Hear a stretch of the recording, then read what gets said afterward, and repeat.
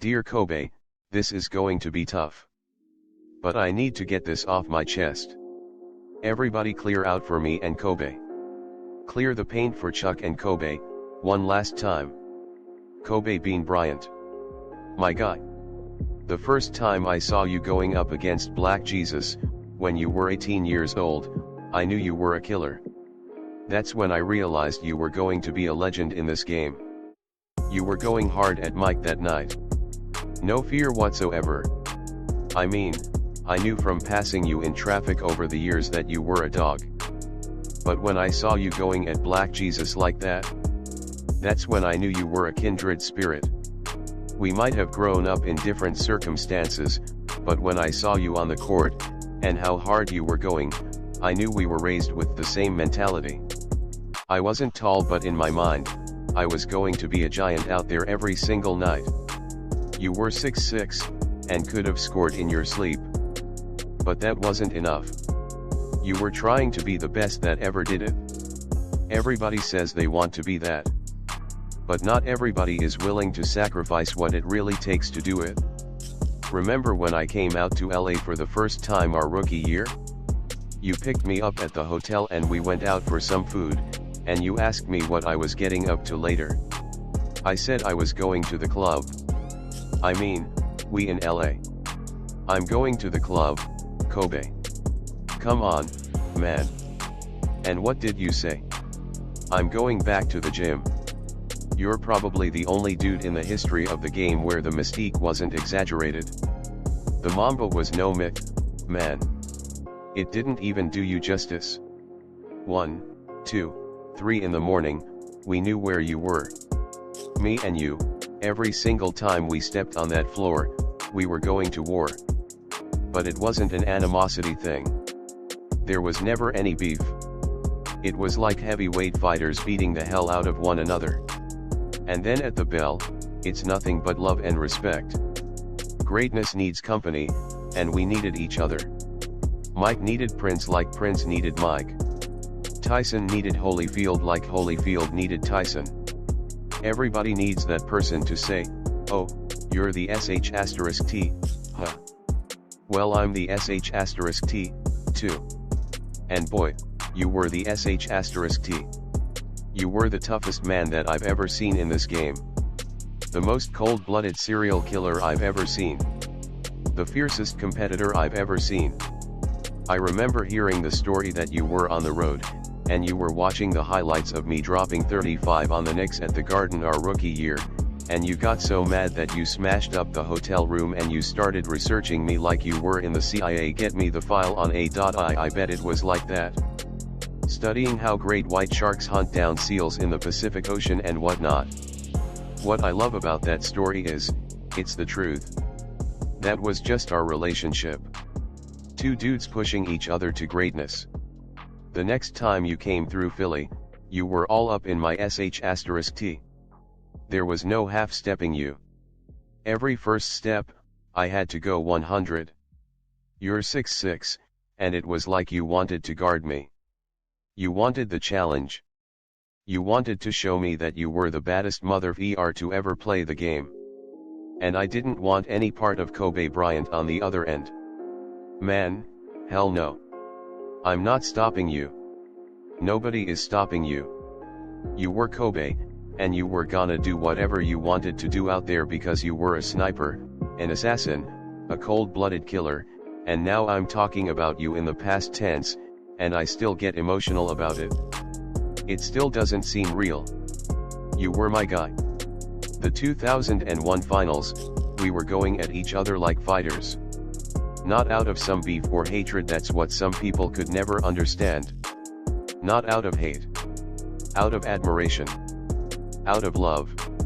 I can't tell you how many pictures I've seen of me and you, at the free throw line, talking our SH*T and just smiling. Man, who the hell loses an NBA scoring title averaging 33 a game?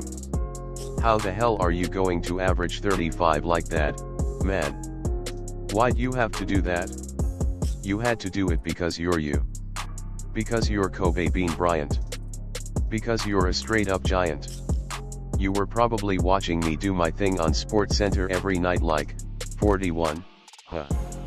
Let me get 43, see how you like that, Chuck. I was always confident. I knew what I could do. I was a scorer. I was a winner. I did it my way. I won some games. But you were a champion. You got rings. You got rings on rings. You were loved all over the goddamn world, and you were loved in my own house. My oldest daughter loved Kobe Bryant. She always wanted Dad to win, don't get me wrong, but she wanted Kobe to go off, too. My kids used to be hitting me talking about how they want the Kobe Adidases when they came out. They were rocking number 8 and number 24, because you were one of their heroes. And if I'm being honest about it, you were a hero to me, too. Even though you were younger than me, I looked up to you because of how much you sacrificed, how much you gave to this game. I can't tell you how many pictures I've seen of me and you, at the free throw line, talking /T and just smiling. Anytime anybody asks me, who's the greatest of all time? I'm not going to bullsh *T you. MJ is always number 1. I know you'd say the same. Black Jesus, that's the GOAT. But number 2? Number 2, I'm always going to say it's Kobe Bryant. Nobody was tougher than you. Nobody got more out of me. We're linked forever in this game, in this life. I just wish we'd had more time. It's funny, I don't know if I ever told you this, but one of my favorite memories is coming to see you in LA when they retired the 8 and the 24. Who the hell is so cold for so long that they get 2 different numbers up in the rafters? I couldn't miss that moment for the world. But you know what's so crazy about it? Everybody in the Staples Center was treating me like we won them rings in 2001. Security was giving me all types of problems when I was trying to get down on the floor, man. Y'all won, Los Angeles. I'm trying to get out on the court to congratulate you, like, that's my guy. And security is looking at me like I'm crazy. Ha ha ha ha, y'all won. Y'all got all the rings. Man, when I finally got onto the floor and I gave you a hug, and you were holding your baby girl in your arms, that was a moment that I'll never forget. I was just happy to be there. I was happy to be a part of the legacy that is Kobe Bean Bryant.